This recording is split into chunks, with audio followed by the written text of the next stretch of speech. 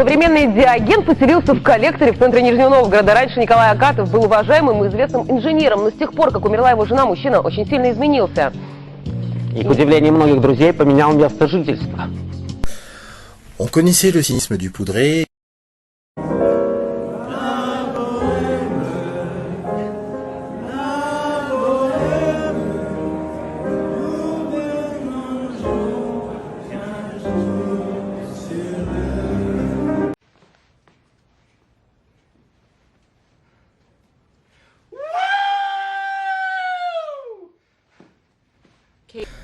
En plus, les Restos du Cœur refuseront du monde dès novembre. Et ouais, une première. On connaissait Mamie Vapote aka Elisabeth Bornstein, qui cette fois-ci se marre lorsque l'on parle de ceux qui vivent dans la misère.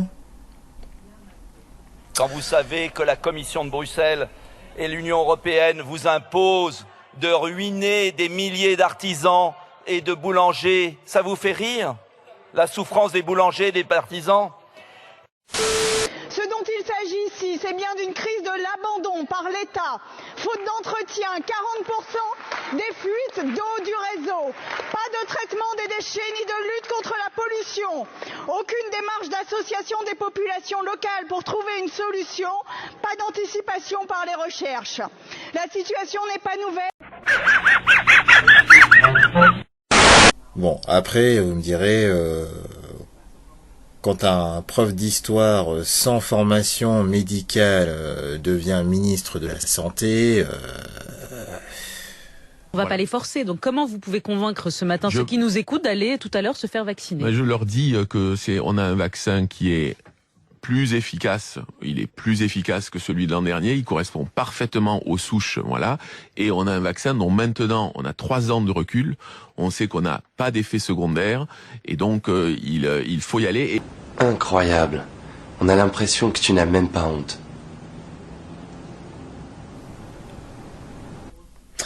Mais rassurez-vous, le parti au pouvoir, aidé de la pseudo-opposition, met des actions en place pour résoudre les vrais problèmes.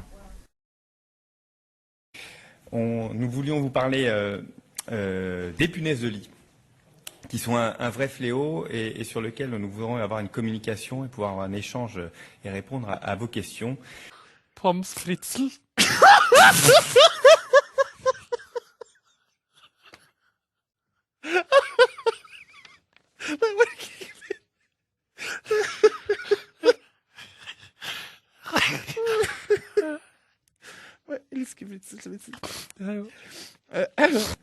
Plusieurs propositions de loi ont donc été déposées, mais il s'agit d'un fléau qui doit être traité collectivement et non de manière individuelle.